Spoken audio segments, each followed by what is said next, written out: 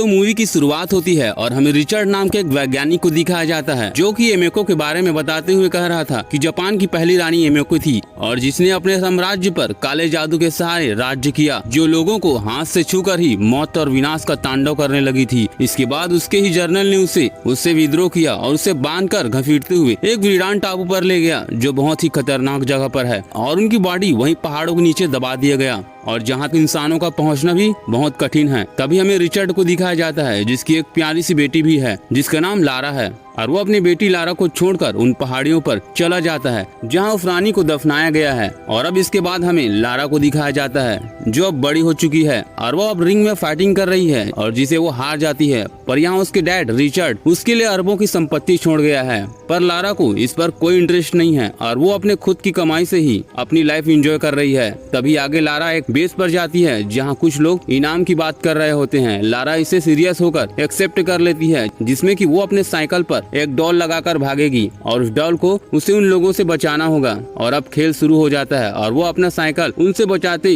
तेज रफ्तार में भागने लगती है और तभी वो ये गेम जीत ही चुकी होती है कि सामने उसे चलते हुए एक इंसान दिखाई पड़ता है जो हूबहू उसके पापा रिचर्ड की तरह होता है। और लारा का ध्यान उस पर से हटता नहीं और वो जाकर एक पुलिस गाड़ी से टकरा जाती है और ऑफिसर उसे पुलिस स्टेशन ले जाती है जहाँ उसे लेने के पापा के पर्सनल असिस्टेंट आना आती है। तभी लारा उसे मना करती है कि आना आपको यहाँ नहीं आना चाहिए था। तभी आना उसे समझाती है कि देखो लारा, तुम्हारे डैड अब नहीं रहे और उनकी ये सारी संपत्ति अब तुम्हारी है, इसलिए इन पेपर पर साइन करो और अपनी जिम्मेदारी संभालो। पर यहाँ पर लारा ये मानने से इनकार कर देती है कि उसके डैड अब नहीं रहे। तभी आना उसे समझाती है, लारा अगर तुम इस पर साइन नहीं करोगे तो ये पूरी संपत्ति सरकार अपने कब्जे में कर लेगी। इसके बाद लारा अपने डैड को याद करने लगती है जहाँ उसके डैड उसे एक लॉकेट देते हैं और किसी काम से बाहर चले जाते हैं। और अगले दिन लारा मिलर से मिलने उनके ऑफिस चली जाती है जहाँ वो अपने पापा के प्रॉपर्टी पर साइन करने ही वाली होती है। और तभी मेलर उसे एक पजल देता है जिसे घुमाने पर उसे एक फोटो मिलता है और एक मैसेज जिसे पढ़कर वो एक घर पर जाती है जहाँ पर लॉकर बना होता है और वो उसे खोलने लगती है। और तभी वहाँ एक सीक्रेट चैम्बर होता है जिसके अंदर उसके पापा द्वारा खोजी गई सारी जानकारी मौजूद होती है। यहाँ लारा को एक कैमरा भी मिलता है जिसमें उसके डैड ने उसके लिए एक मैसेज छोड़ रखा था। तभी लारा को सामने एक बॉक्स दिखाई पड़ता है जिसमें हिमिको लिखा होता है। जहाँ लारा उसे खोलकर देखती है तो उसे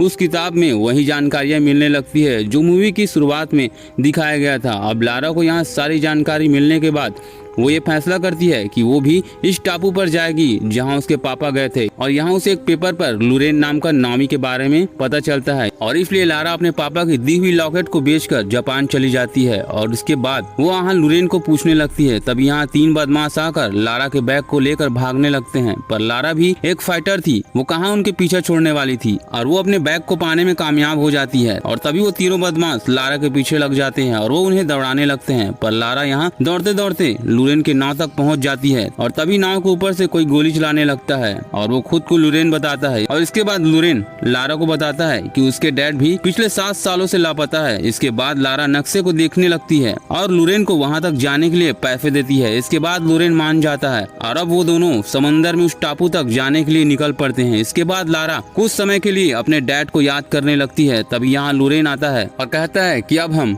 समंदर के सबसे खतरनाक जगह पर पहुंच चुके हैं, तुम चाहो तो जाकर सो सकती हो। तभी समंदर में तूफान आती है और यहाँ लारा की नींद खुल जाती है। समंदर में तूफान इतना ज्यादा था कि वो कभी भी नाव को डुबा सकती थी और अब वो समय भी आ जाता है कि इन्हें ये जहाज जल्दी छोड़ना होगा वरना ये दोनों ही मारे जाएंगे। और अब देखते ही देखते समंदर में उनकी नाव डूब जाती है, पर लारा नाव से कूदकर अपनी जान बचा लेती है और बाहर निकलकर वो लुरेन को चिल्लाने लगती है। पर यहाँ लुरेन तो लापता हो गया था और वो तैरते तैरते एक टापू पर पहुंच ही जाती है और टापू तक पहुंचने के बाद वो बेहोश हो जाती है। अब सवेरे लारा को होश आता है तो वो बेड पर पड़ी होती है और उनके सामने एक आदमी बैठा होता है जिसका नाम मिथाइलस ओगो होता है जो कि लारा को पहले से जानता था। वो कहता है कि उसने उसके डैड रिचर्ड को मार दिया है और वो पिछले 7 सालों से उसी टापू पर उस रानी की कब्र को खोज रहा है और इसके लिए उसे कुछ भी करना पड़ेगा, वो पीछे नहीं हटेगा। और अब वो लारा को भी मजदूरों के साथ काम पर लगा देता है। और आगे हम देखते हैं कि यहाँ लोगों को बंदी बनाकर लाया गया है और उन्हें जबरदस्ती काम करवाया जा रहा है। और यहाँ हम लुरेन को भी देखते हैं जो उन्हीं मजदूरों के साथ काम कर रहा होता है। इसके बाद वो आगे बढ़ने लगते हैं और तभी यहाँ मिथाइलस को अपना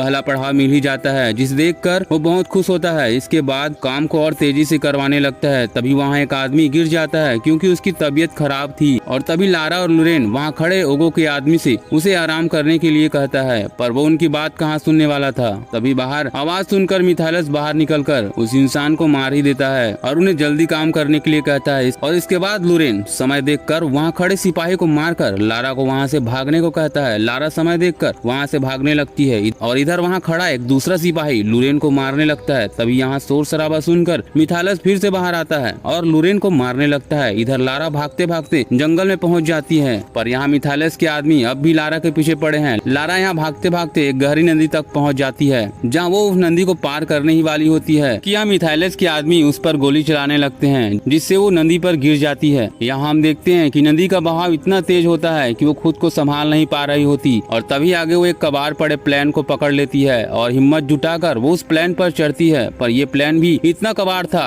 कि वो लारा का वजन नहीं संभाल पा रहा था और वो टूटने लगता है। पर लारा यहाँ भी हिम्मत नहीं हारती और वो हिम्मत जुटाकर प्लेन के अंदर घुस जाती है। पर यहाँ भी वो सुरक्षित नहीं है क्योंकि वो पूरा प्लेन खाई में गिरने लगती है। पर उससे पहले लारा अपने हाथ की रस्सी काटने लगती है और अब प्लेन पूरी तरह से खाई में गिरने को तैयार है। पर यहाँ लारा को एक बहुत पुरानी पैराशूट मिल जाता है और अब वो उस प्लेन के साथ गिरने लगती है। पर उससे पहले वो अपना पैराशूट खोल देती है, पर यहाँ भी उसका पैराशूट पूरी तरह से डैमेज था और वो नीचे स्पीड में गिरने लगती है। खैर लारा यहाँ बच तो जाती है, पर तेजी से गिरने की वजह से उसे चोट लग जाती है। तभी उसे पानी की आवाज सुनाई पड़ती है और वो उस आवाज को सुनकर आगे जाकर देखती है तो सामने एक खतरनाक वीरान टापू होता है और वो उस वीरान टापू को कुछ देर देखती है और अब कुछ देर बाद वहाँ अंधेरा हो जाता है। लारा यहाँ सो रही होती है और तभी उसे किसी की आहट सुनाई पड़ती है और वो उस आहट को सुनकर जग जाती है और वहीं छुप जाती है। पर यहाँ और कोई नहीं बल्कि मिथाइलस का आदमी होता है जो लारा को यहाँ मारने आया था और अब उन दोनों में जबरदस्त लड़ाई होती है और आखिरकार लारा उसे मारने में कामयाब हो जाती है। तभी सामने उसे एक इंसान दिखाई पड़ता है, वो उसका पीछा करने लगती है और देखते ही देखते वो आदमी पहाड़ के ऊपर चढ़ जाता है और उसके पीछे लारा भी यहाँ ऊपर चढ़ जाती है। यहाँ वो इंसान पहाड़ों के नीचे आग जलाकर खुद से पागलों की तरह बात कर रहा होता है। तभी लारा उसके पास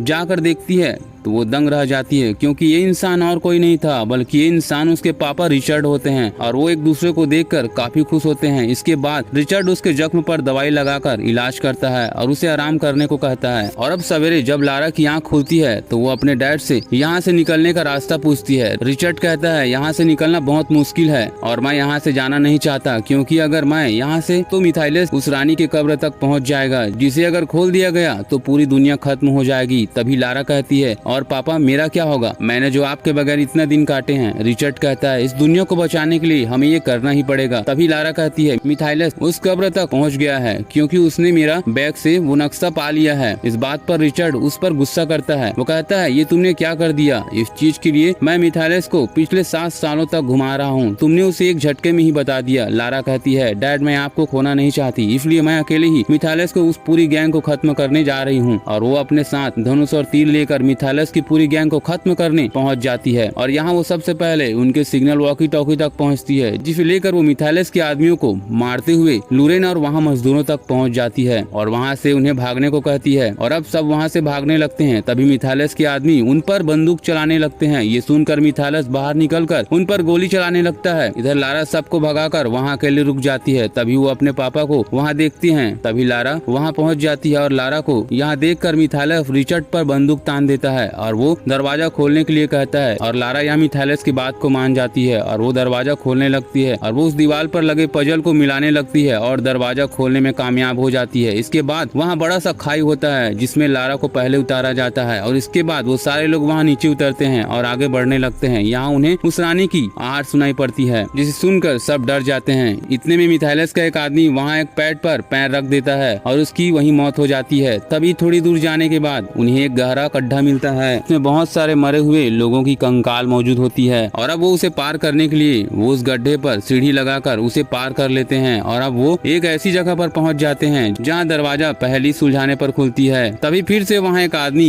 एक पजल पर पैर रख देता है और अब वहां नीचे जमीन धंसने लगती है और वो एक एक करके नीचे गिरने लगती है, जिससे लारा भी गिर जाती है। पर रिचर्ड लारा को बचा लेता है। इसके बाद वहाँ दरवाजा बंद हो जाता है, जिसे खोलने के लिए वहाँ कई प्रकार की चाबियां होती है पर वो खुलती नहीं। इधर जमीन भी पूरी तरह से टूट रही होती है और तभी लारा पहले सुलझाती है और चाबी घुसाकर दरवाजा खोलने में कामयाब हो जाती है और अब उसे पार करने के बाद आखिरकार वो उस कब्र तक पहुंच जाते हैं जहां रानी की मम्मी रखी थी। यहाँ आने के बाद वो देखते हैं कि यहाँ रानी की 1000 दासियों की कब्र भी बनाया गया है और तभी सामने वो मम्मी रखी होती है। यहाँ रिचर्ड मिथाइलेस को वो कब्र खोलने से मना करता है पर वो नहीं मानता और कब्र खुलवा देता है। तभी रानी इस मम्मी को एक आदमी छू लेता है और देखते ही देखते वो इंसान एक भारी बीमारी का शिकार होकर मारा जाता है। तभी मिथाइलेस उस मम्मी का एक टुकड़ा काट कर रख लेता है क्योंकि ये उसके मालिक का ऑर्डर था। और इसके बाद लारा और उसके बीच लड़ाई शुरू हो जाती है क्योंकि मिथाइलेस अगर उस टुकड़े को बाहरी दुनिया में लेकर चला गया तो पूरी दुनिया इस बीमारी का शिकार हो जाएगा। और अब यहाँ मिथाइलेस का आदमी लारा के पीछे पड़ जाता है। दूसरी ओर रिचर्ड और मिथाइलेस के बीच लड़ाई शुरू होती है। पीछे से यहाँ रिचर्ड पर मिथाइलेस का एक आदमी हमला कर देता है और मिथाइलेस वहाँ से भाग जाता है और दूसरी ओर लारा वहाँ से भागते भागते एक खतरनाक पजल पर पहुँच जाता है जहाँ से कांटे वाले हथियार निकल रहे थे जिसमें वो खुद को बचाकर निकल जाती है पर यहाँ वो आदमी मारा जाता है। दूसरी ओर यहाँ रिचर्ड और उस आदमी के बीच फाइटिंग में रिचर्ड भी उस आदमी को मारने में कामयाब हो जाता है पर इस घटना में रिचर्ड का हाथ उस बीमारी के शिकार हो जाता है। पर लारा अपने पापा को इस हालत में भी छोड़ना नहीं चाहती थी और इसलिए वो अपने साथ अपने पापा को चलने को कहती है पर वो मना कर देता है और यहाँ बाप बेटी एक दूसरे से रोते हुए विदा लेते हैं। और अब लारा दौड़ते हुए मिथाइलेस के पास पहुँच जाती है और अब उन दोनों में जबरदस्त लड़ाई शुरू हो जाती है और यहाँ लारा मिथाइलेस को उस गड्ढे में गिरा देती है। दूसरी ओर रिचर्ड वहाँ ब्लास्ट कर देता है जिससे कि वहाँ गुफा धंसने लगता है और अब लारा वहाँ से पूरी तेजी के साथ निकलने लगती है और अब वो निकलते निकलते उस ब्लास्ट का शिकार हो जाती है। और अब इधर बाहर लारा के इंतजार कर रहे लुरेन और उसके आदमी उस गुफा के पास जाकर उसे खोजने लगते हैं पर अब उन्हें भी लगता है कि लारा मर गई और तभी वहाँ कुछ समय बाद वहाँ की रस्सी खींचने लगती है और आखिरकार यहाँ लारा सही सलामत बच जाती है। और अब अगले सीन में हमें लारा और आयना को दिखाया जाता है जो उसे लारा की पूरी संपत्ति की फाइल देती है। तभी वहाँ लारा की नजर वहाँ फाइल पर पड़ती है। इसके बाद लारा आयना को देखने लगती है और इसके बाद वहाँ से निकल जाती है और सीधे अपने पापा के उसी लॉकर पर जाकर देखती है और वहाँ पड़े फाइल को देखने लगती है जिसमें पटना लिखा होता है। तभी वो याद करती है कि जंगल में उसने एक बॉक्स देखा था जिसमें यही पटना लिखा था और तब उसे एहसास होता है कि उसके डैड इस तरह की कई खोज कर चुके हैं जिसकी जिम्मेदारी अब लारा पर है। और इसी के साथ इस मूवी का द एंड हो जाता है। दोस्तों मेरे वीडियो को लाइक और सब्सक्राइब जरूर करें। मैं मिलता हूँ आपको अगले वीडियो में।